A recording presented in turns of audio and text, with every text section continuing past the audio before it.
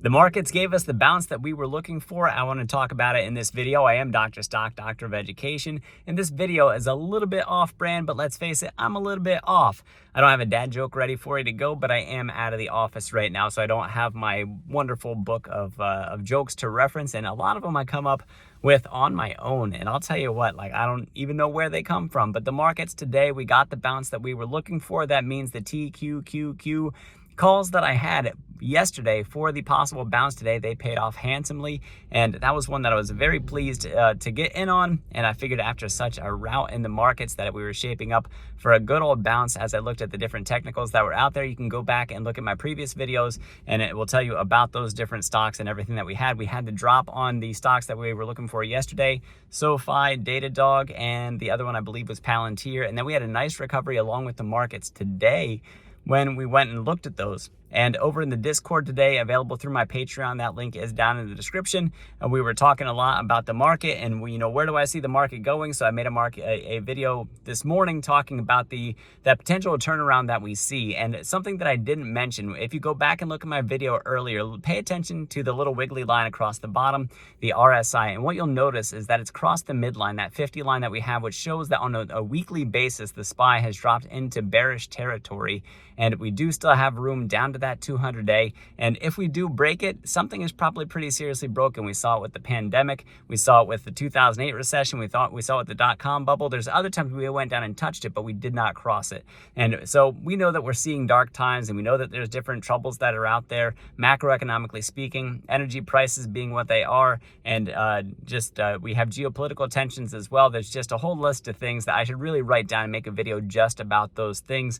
And really, with the bond market, I really do think, and I was just saying this to Stockmo yesterday, I got a chance to talk with him on the phone for a little bit, and I said that I believe that what's happening is the bond market is trying to be shorted until the point that something breaks. I'm looking at you, banking system. So with banks, by the way, October 13th is when big banks come out and start reporting. We want to pay attention to not only the big banks and what they have to say, but then also regional banks, and really take a look and see what that bond impact has been on them and what does that look like going forward. And we don't know until they report if that's going to be a positive or negative catalyst for the markets. If we hear news of a lot of safety there, good. If we hear a lot of trouble and with the forward guidance, the outlook on the economy is not great, especially from the big banks, that can be something that really rattles things. So imagine a scenario where we rally in the markets, maybe tomorrow, which, by the way, 8:30, you should be watching for challenger job cuts. We want that to come in high to continue in a bullish direction. And then also initial jobless claims. We want that to come in high to, again, have a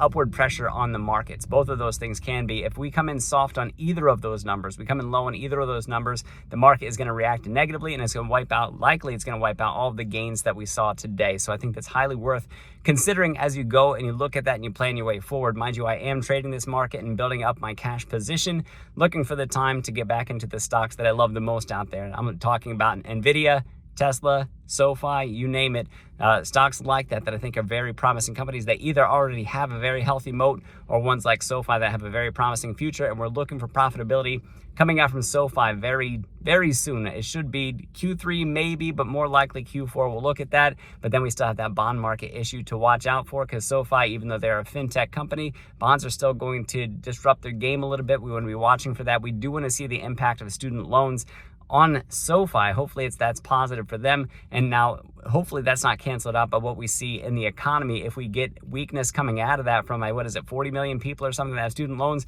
me and my wife are two of those people who have student loans that are entering repayment, and it's going to be a drag on our finances as well. And so I can't imagine it's also not a drag on other people's finances as you go and watch those. That's money that is not being spent out in the economy. Most likely it's going to cut a little bit into discretionary spending, and then probably some other things people are going to have to sacrifice and go without. And we'll watch and see if we do get that drag. It is possible that Q4 could be ugly for us. Q1 of 2024 could be ugly for us. As a matter of fact, they could even be all right for us. They can be okay. We can see minimal GDP impacts, as a result of this. Maybe I'm making it up. I don't know. I do think that we probably are headed in a downward direction for a little bit longer overall as we look at this. Maybe we get a rally right now, maybe big banks what brings us down. That's if we have that green movement upwards up until October the 13th and then get pushed back down by bank earnings. That could happen. Or maybe they tell us positive stuff and we start ripping forward and we start to hit a higher high, which by the way will be the first clear signal when we go back and actually break resistance and retest a previous high that we had in the market. So whether it's the S&P or we're looking at the NASDAQ 100 through the Qs, something like that. That's exactly what we're looking for, by the way, to know that what we've done is we've kind of come out to cancel this thing. And looking back to the weekly chart for the SPY, as I talked about in this morning's video, go and watch it if you haven't. It is, a lot of people are telling me, and it's funny because they don't normally comment directly on my videos, but a lot of people are commenting directly and telling me how much they loved the technical analysis that I put out there on the SPY and the perspective that I brought to them, because understanding where the pain is coming from, at least as far as the market goes, and knowing what's coming up for them, makes them feel a little bit better because some of that uncertainty is gone and then they can plan a little bit better off of it. So I better wrap this thing up, guys. And I do just want to tell you about the trades that I made today. So yesterday, the overnight trade that I made on TQQQ that I cashed in on this morning, I cashed in on that one. I believe that number is 15% profit from yesterday. And so that was nice to wait overnight for that. I had two different day trades that I made today, both of them on QQQ using 0 DTE options.